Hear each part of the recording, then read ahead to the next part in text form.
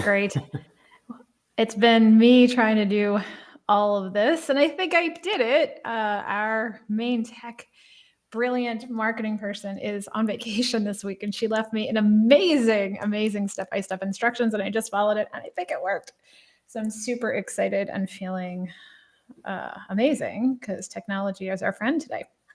So now that we are live and it looks like we are rolling forward, we've got a pretty hot topic to talk about today. Anthony and I are in the middle of a 5-week live series where we've been talking about hormones as a whole. So far we've covered thyroid, and we've talked about cortisol, and we've talked about there's one missing, but today adrenal, cortisol. What did we miss? Cortisol and what else we talked thyroid about? and What was it? No, we not Insulin. and insulin. Yeah, we did that as well. What we're now going to do is take weeks 4 and 5, and we are going to break apart the stereotypical sex hormones. And talk about those because it's a pretty deep topic and it's a pretty rich topic. So we wanted to go a little bit deeper into it. So we broke it into 2 weeks so it wasn't too overwhelming for everybody. So again, we've gotten into insulin, we've gotten into the thyroid hormones, and we have also talked about cortisol and how they play into the system. Let's now break down the more stereotypical sex hormones in these weeks 4 and 5. So I'm going to kick this to Anthony first because he handles much more of the science and the physiology behind what we do. He's the one that handles all the lab interpretation and really pulling together the information to tell the story behind the tangible pieces for people that we work with. So you want to get into, Anthony, at least explain to them what we're even talking about when we say sex hormones. Yeah, so sex hormones, sorry to cut you off. You may also hear them as referred to as steroid hormones, but there are 8, 9 of them, and we're not going to talk about all 9 today. What I was thinking is, why don't we today, if it's okay with you, we can talk about the ones that correlate with the menstrual cycle. And then next week we can talk about the other ones, even though there's some overlap. But I mean, with hormones, there's always overlap. That's the whole point, right? They all impact each other. Right, exactly.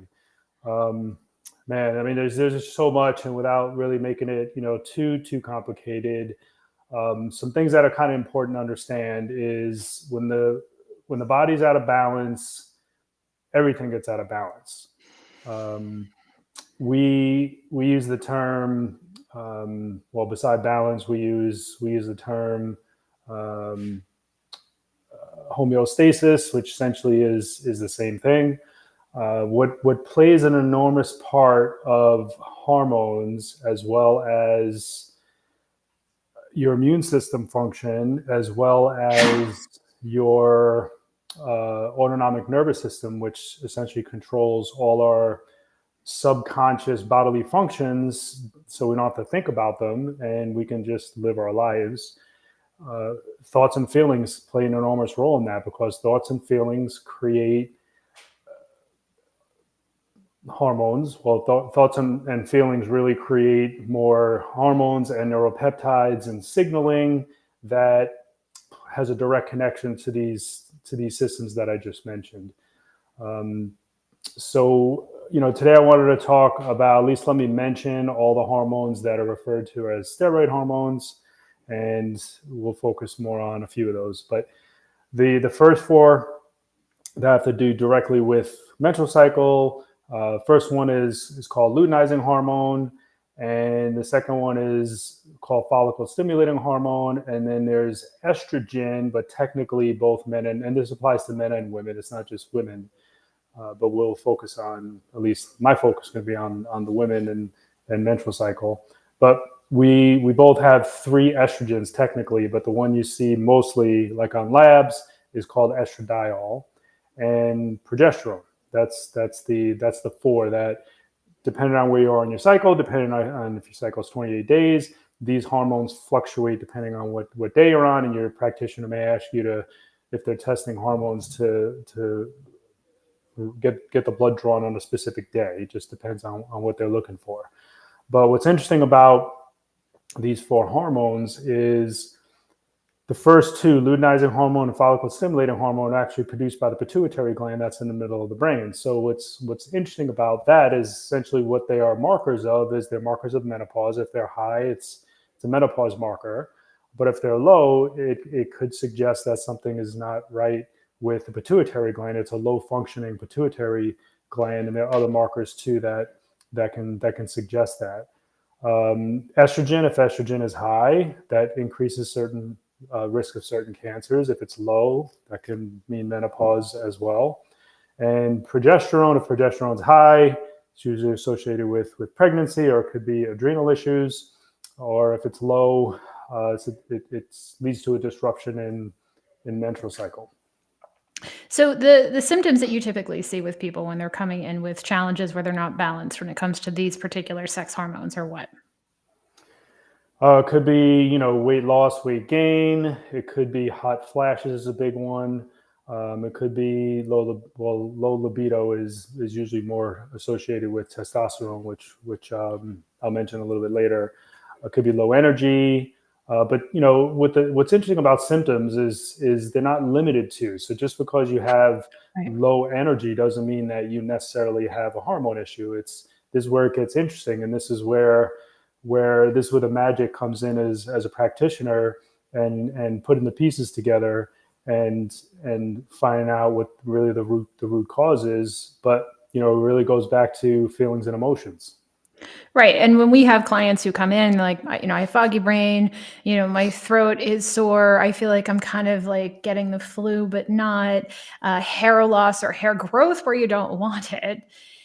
Weight gain, especially, which I know you mentioned weight loss and weight gain. We see both sides of it. But the more common one that we typically see is women holding on to that excess 5 or 10 pounds that just won't go away. And then achiness. There's an achiness or a pain in the joints that also is associated with a lot of these hormones not being balanced. And it's very frustrating because, at least my experience with this and a lot of our clients, it's very frustrating because when they go to conventional medicine doctors, they go to their OBGYN, they see an endocrinologist, they see their general practitioner. A lot of times it's kind of shrugged off or dismissed because it's hormones. You're a woman. That's the way it's supposed to be. You're perimenopausal, you're postmenopausal, you're somebody who, oh, well, that's just the way it is. And I know for me, for years, there was a lot of dismissal on some of these symptoms. There was a lot of just, here, take the pill, or here's this medication, or take some painkillers and you're going to be fine, because they kind of lump it all together as one. And what Anthony and I tend to see, and what we know works really well, is making sure that we can look at all of the pieces that are involved so that you're not just being shoved down a rabbit hole with everyone else with similar issues. And just because you have similar issues to someone else doesn't mean the root causes are all the same. However, as Anthony's mentioned a couple of times, is that thoughts, feelings, beliefs, underlying traumas, and your experiences to this point will influence the balance of the hormones or the imbalance of the hormones. So this is where it starts to get really interesting, because a lot of conventional medicine doesn't take that into account, or they separate those pieces and try to send you to a doctor who specializes, a therapist or counselors who specialize in emotions. They're not separate. They're not separate things. Your thoughts, your feelings, your emotions are not separate from your body. And that's where most people, I think, get hung up. They don't understand that the stress that they're under, the triggers that their body goes into for fight or flight or freeze or fawn, as we also talk about here, the 4 ways that your body goes and handles what it determines or perceives as danger or stress, is such a big part of the story. And if you're not addressing those pieces and you're just looking at the physiology behind it, you're just looking at the physical reaction or the physical symptom and trying to force physiology or force the body to behave, you're going to run into some bigger problems. And what we typically see is a lot of women, by the time they hit 35, 40, 45, 50, a lot of us have been dismissed our whole lives, or we feel like we're not being heard or listened to or understood. And that stress goes higher. So over time, these little things are starting to compound and compile. So a lot of women will say, oh, well, once I hit 42, it was all over, or 45 hit me like a ton of bricks, or once I hit 38, it was all downhill. And it's not because you are older that this stuff is happening. It's because there's a point where the body has taken on too much And its toxic or inflammatory load just became too much to bear one day. So it doesn't mean that you hit a certain age and you have to go through a lot of these symptoms. If you're experiencing these issues, you're experiencing the symptoms, if your body is out of balance, it's because there is something that it needs and it's not getting from you. What we have seen is that the level of stress that women tend to be really good at handling, at some point it catches up. So just because you've dealt with it at this point, I remember a doctor asking me years and years and years ago when I was really struggling with some of the worst symptoms that I had when it came to imbalance and celiac disease and Hashimoto's thyroid autoimmune disorder. The biggest problem that I had is I didn't even recognize I was in stress because I was so used to being in it. And so the doctor, when he asked me, what kind of stress are you under? I'm like, no more than normal. Like it didn't dawn on me that it was just this compilation. It wasn't like one thing that set my body off. So we see that with a lot of women, especially A-type personality women, the mission-driven, get it done, check off the to-do list level women who are badasses. They get stuff done. But that is the very reason a lot of times that what their body needs the most is being silenced or squashed and pushed to the sidelines because they've been getting it done for so many years that they don't recognize when it's being piled on. And Anthony and I talk about this. I don't think we brought this up in the book, but I know we talk about this in other classes and master classes and events and challenges and lives that we do, is that there's this whole idea that, you're the frog. And by that, what I mean is to boil a frog, and I know that sounds terrible, right? But in order to boil a frog, you can't just chuck the frog into a boiling pot of water. The frog will jump out. But if you put the frog into room temperature water or lukewarm water, and you just raise the temperature by 1 degree every few minutes or so, the frog never realizes that it's in boiling water. And so many of the women who come to us saying, oh, it just started happening recently, or I must be in perimenopause, or it must be because of this that this is happening. It's been a boiling water situation that's been just going up and up and up and up until the water is boiling. They don't realize that they've been in this for sometimes decades. Because when the body is whispering and you didn't hear it, the body has to scream to get your attention. So if you're worried that the world is out to get you, if you are married to or raised by narcissists, if you are in a situation where the job that you once loved, you no longer appreciate, if life is shifting on you in ways where you're taking care of older parents as well as taking care of your own children, if you are just piling on the stress and your body hasn't noticed because it's these little increments, the first thing that's going to happen is your resources are going to go to fighting the inflammatory response and not keeping you in a balanced, healthy, happy place. The body doesn't care if you're healthy. It really doesn't. It doesn't care if you're happy or healthy. What it's looking for is balance. And it may have to take those resources it needs for balance to fight whatever the danger is that it perceives to be happening on the outside of us. So when we work with people who are seeing challenges and imbalance with hormones, we look at them emotionally as a person, mentally as a person, spiritually as a person, and physically as a person. We're not just going to hand you a bunch of supplements and call it a day, or do $10,000 worth of labs and say, let's look for the magic unicorn. We're going to look at the basics, and some of the basics, I know Anthony can get into the physiology of the basics that we look at as far as like water and sleep and things like that. But a lot of the other basics that we look at for emotions or emotional health and well-being is what are the underlying traumas or fears or misconceptions that your body has had on the perception of being safe.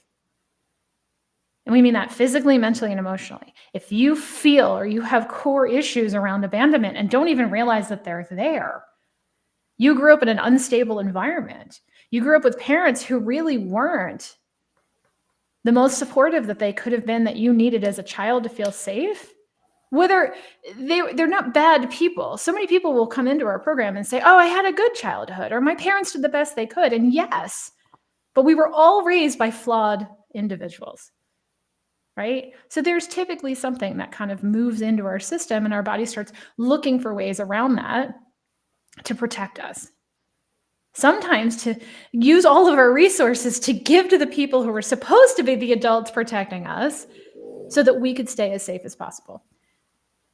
So Anthony, I know you can talk about the physical stuff that we also look at when it comes to basic things to see, are your hormones balanced? We don't go right for, let's do all of the labs right away. It's, what else are you looking at?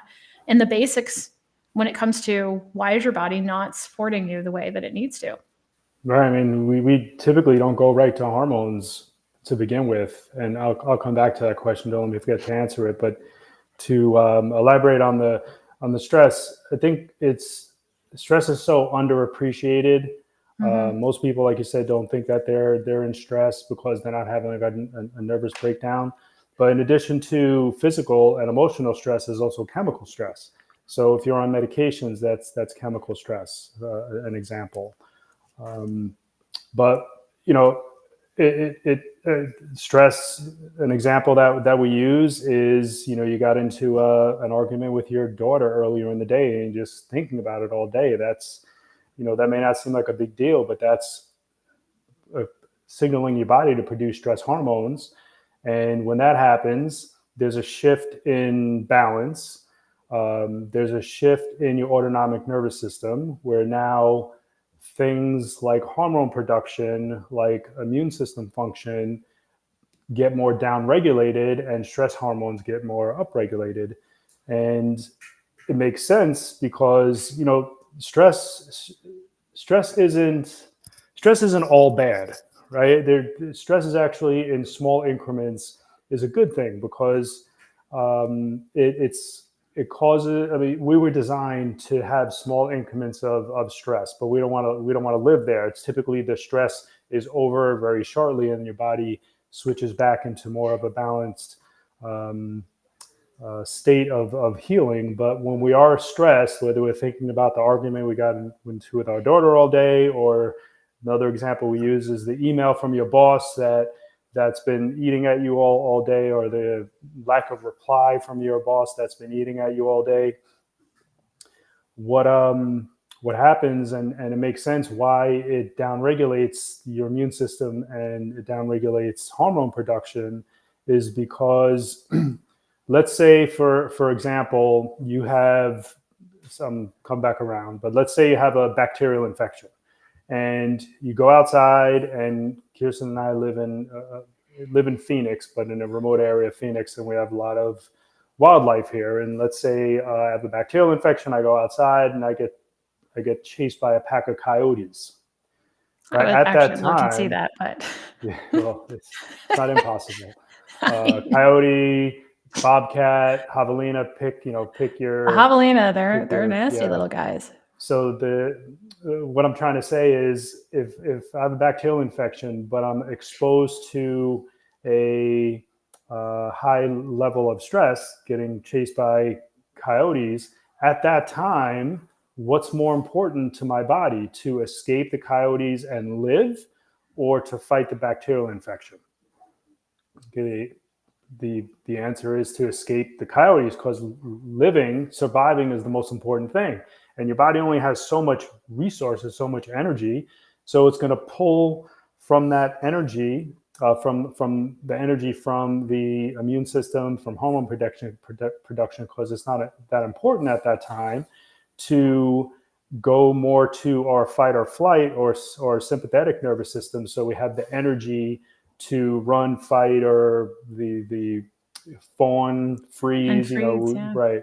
Which freeze usually leads to some kind of a flee anyway, but it may, totally makes sense. And then when the danger is over, then we get back into homeostasis, get back into balance, get more back into healing. So that's how we were designed to work. But being in this sustained chronic level of stress that many of us are, and may not even realize it, because you've been living that life for so long, that is where things really start to go wrong. Yeah. But what was your original question? Well, I I'll knew I go was to that in a minute, but the All right. body it's this physical symptoms that are the physical things people can do to start balancing hormones from a basic level. But it's the immediacy that the body determines and prioritizes what's most important. And it's whatever it thinks is the most immediate thing that's causing it to potentially be in danger or die. So Anthony's right. At this point, if it sees a coyote coming at, that's more of an immediate need than the bacterial infection that it might be fighting. So it starts to reprioritize things. And so many of you have traumas that have reprioritized certain things in your body that you don't even realize, that it prioritizes making sure that it's not being abandoned, or that shame isn't coming in, or that grief has actually been reprioritized as a major thing to manage in the system, that you don't realize it's reprioritizing those traumas as a higher source of potential danger than your autoimmune condition or your hormone imbalance or your fatigue or digesting or absorbing the nutrients that you're getting. So you realize that subconsciously the body is analyzing everything all the time, saying, what is the most important priority here right now to make sure that I am going to be safe? So kicking it back to you for the... Yeah, you were asking just like some of the basic things we look at. Yeah, I mean, the thing is that people that, we look at, or that they can do Yeah, to start adjusting this right. without having to go into thousands and thousands and thousands of dollars of labs that are like the functional medicine guys love to do, and start looking for the magic unicorn. Let's kind of take care of the basic brown horse right now. Yeah. I mean, a decent panel to start with would be, and I won't get into every marker because it's still a decent amount of markers. Well, I don't even mean the markers. I mean, just basic things that people can start looking at. Yeah, well, we talked about blood sugar level and how insulin and cortisol play a role with that. Glucose, kidney markers, just basic kidney markers, basic liver markers. We still look at immune system markers because it does give us an idea if someone is dealing with some kind of bacterial or viral infection, or if there's some kind of allergies, whether it's food or environmental. Then red blood cell markers, real important to give us an idea if there's some kind of anemia. And anemia is not only iron deficiency anemia, there's vitamin C anemia, there's B vitamin, folate or B12 anemia, there's copper anemia. So there's many different types of anemias, and you can get an idea of what may be going on there from looking at red blood cell markers. Vitamin D is a real important one.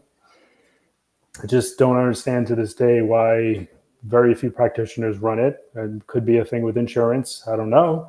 But we look at that. We look at magnesium, and that's really the majority of the markers that we look at, give or take a few. Right. And then from there, and then from there, if there's, based on patterns and where the results fall in the ranges, then we get an idea of what system, gland, organs may be dysfunctioning, and then from there we can dial it in and look at more specific markers. Right. And then we also, again, look at more of the basics. Are you sleeping? Are you drinking enough water? Are you drinking a lot of things with caffeine? Are you moving the body, right? What does your nutrition look like? Yeah. Yep. And because a lot of people skip that stuff, or they don't realize how incredibly impactful that they can be. So a lot of things, a lot of issues can be resolved making sure there's enough water in the system, because a lot of people are drinking a lot of things that are caffeinated and not realizing they have to drink more water to offset the diuretic effect that caffeine has. So you really want to start looking at the body as a whole. Am I giving it the resources? Am I giving it the raw resources to make sure that it's properly functioning before I jump to what are all these other things I can do to try to force the body into what it's doing? And when Anthony and I talk about movement, because it's one of the major pieces that we look at for our clients, we're not saying that you have to go do some crazy marathon. It's, are you doing the right movement for you where you are in your healing journey? Because if there isn't enough movement, there isn't enough flow, the body can't operate properly. And because Anthony started this by saying he really wanted to talk about the hormones that really affect the cycle. When you look at a cycle, it's a pattern, it's a flow, it's a movement. It's something that the body needs to flow within. Feminine energy is flow energy. So if you look at when women are properly in flow with their cycles, and even after your period stops and you're in menopause, there's still a flow cycle energy to a woman's body. So if you look at the reason they call it the moon cycle is because we actually, our bodies want to naturally follow the flow or the cycle of the moon. So typically at the new moon is when the body should start the bleeding process. And when we're on a full moon, that's typically when the body should be in more of that, the process where we're fertile. right? So if you really look at this, and Anthony and I teach, we're on the faculty for a functional medicine certification program. Anthony does all like the amazing detailed nutritional pieces, and I do the epigenetics and the emotional trauma healing components. And we're the only two people on the entire faculty that are not doctors. And they brought us in because they couldn't find anybody with the level of everyday in real life type of situations where we're seeing people heal from these things. So they wanted to work with practitioners who really aren't doing this in theory, that we're doing this every day with our clients and our people we come in contact with. So we're on the faculty to do that. And I was in one of the programs, or I was teaching one of the days, and I mentioned that women, there's a reason they call it the moon cycle, and this is why. And one of the doctors who I hadn't heard from the entire time, she was a medical doctor, she piped up in the Zoom chat and she said, "Are you suggesting that women at some point, women all flowed with the moon cycle and were fertile at the same time?" I'm like, I'm not suggesting that, I'm saying that. But we've gotten so far removed from our connection with the planet, with the earth, that we are missing out on that opportunity to flow with the cycle of the natural connections that we have with the earth and the universe. So when you start looking back at how our bodies are supposed to naturally flow, whether we're before our periods, so we're children, we're during the whole many decades that we're in the middle of having our period, or after that when we're in menopause, there's a flow to all of it.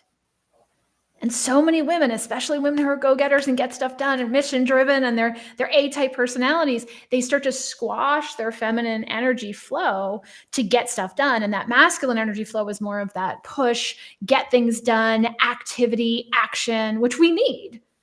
But if it's not in balance with the flow, accept energy, we're going to be out of balance and out of sync. So back to out of balance, and we go back to hormones. And the body's always looking for homeostasis. It's always looking for balance. It's always looking for where are the pieces that are supposed to come together cohesively? And it's all energy, physical, mental, emotional, or spiritual. It doesn't matter. It's all vibration. It's all energy. So we do a lot of work around that too, is helping the women who come through our program make sure that they're balanced in their masculine energy flow and their feminine energy flow. Most of them are really good at the push, make sure it happens, do energy, because some of that's coming from old traumas and old conditioning and old belief systems. To stay safe, they had to stay busy. To stay safe, they had to keep going. To stay safe, they had to perform. To stay safe, they had to transact for the love or the security or the safety within their families as children, or they wouldn't be seen, heard, understood, or protected. So there's a lot of fun stuff in all of the hormone balance pieces. Anthony, is there anything else with that? No, just wanted to say next week we'll look at the remaining ones, which is, and I'll tie it all together because it is interesting. Like when you look at it on a flow chart and how hormones convert into other hormones and what's involved in that, and they all stem from cholesterol. So we need sufficient amount. Oh, that's another thing that we look at is lipids. But without sufficient amounts of cholesterol, it's possible we can't produce enough hormones. Even if you're in balance, you just don't have the raw materials. We'll see that with vegan or vegetarian people, clients. But pregnenolone, we'll look at DHEA, we'll look at testosterone, both total and free, aldosterone, and cortisol. We covered it, but it is technically a steroid sex hormone. And pregnenolone converts into cortisol. So one of the things progesterone converts into cortisol. One of the things that we, and now this is also coming from Anthony, who's plant-based, and he's 12 years into plant-based. And we have other practitioner friends who are very hardcore on people being 100% plant-based when they're struggling with hormone balance, and they see a lot of success with that. We've seen a combination of successes with people where they can go plant-based, or they're having some sort of pescatarian diet, or sometimes they're doing paleo. What is important is that you're following a system that works for your body, where you are in your healing process. So it shouldn't be a one-size-fits-all kind of approach. The only thing that Anthony and I are pretty black and white on are going to be the gluten and dairy. We don't see anybody doing better when they're eating or have gluten and dairy in their diet. Not even a little bit. There's a definite inflammatory response, and there's lots of peer-reviewed studies that support all of that as well, not just our anecdotal experience with the hundreds and hundreds and hundreds of clients that we've worked with over the last 12 years. So one of the things that I decided to do, because I've had a lot of people, I'm noticing this uptick in anxiety, overwhelm, and burnout from people coming to us. So it seems to be kind of the number 1, 2, and 3 issues that we're really seeing with people as far as root issues, root cause issues that are causing and influencing the hormone imbalance and the fatigue and the weight gain or weight loss. So what I decided to do for March is I put together a very specific program that we're really not promoting any other way, but just telling people on our list, and we're talking about it right here. We're not sending ads or anything else to this because I want to keep it tight. Because I'm creating a pilot program to end overwhelm, anxiety, and burnout. We've seen such an uptick, just specifically in the last 6 months, but since COVID, we've really, really, really seen this massive shift in people's energy, their belief systems, their ability to feel safe. And there's a lot of things that got triggered over the last couple of years that we see that really trigger some old traumas that are now surfacing in a whole different way. So I know our clients have seen it. I know the people coming to us have seen it. And I know our friends and our colleagues are all seeing this pretty significant uptick in anxiety and overwhelm and burnout at the core root issues. So I put together a special program, and we actually, some of the spots are already gone. So and I have some other meetings this week with people over it. But if you're interested, it's a 50-day to freedom challenge to end anxiety, overwhelm, and burnout. It's only going to have 5 women in the program. We are going to work together. My team and I are going to work with you to support you through these 50 days. And we're doing it at half off. It's a new pilot program we put together. We're using proven process that we've already used with our clients, and we're peeling those pieces out to specifically laser focus in to ending the overwhelm and the burnout and the anxiety. So if you're interested, if this is something that you're like, oh, I really want to kind of go deep onto this, we're just going to go really hard and deep into those issues and finding that emotional balance for you so that you can start getting that overall foundation solidified so you can get more of the things above that into more of a balanced approach. And again, you're going to have my team and I working with you on our proven process that we already use with our clients and our bigger, more advanced programs. So if you're interested at all, just shoot Grace an email. So Anthony, can you go, are you able? No, I don't think you can. Yeah, I might be able to, but. No, I figured it out. Shoot an email over to our assistant Grace, and she'll get information back to you. She'll ask you a few questions first just to kind of see, is it really the right fit for you right now, to see if you're available or it's a good fit for some of the open spaces that we still have. So Grace at nourish123.com. Shoot her an email and just tell her you're interested in that 50-day challenge freedom program. What we, again, are going to be focusing on is laser focused on eliminating the root issues that are causing that anxiety, that overwhelm, that burnout. I'm putting you through this process. Again, for March, there's going to be 50% off. And for all of the people who go through that program and they get through to that 50 days, from March, we're also going to kick in an additional 50 days of support. So cool. If you're interested, shoot Grace an email, Grace at nourish123.com. All right, I can hear the girls in your office snoring in the background, our little Frenchies over there. So, all right, you guys all have a good rest of your Monday, and we will see you next week.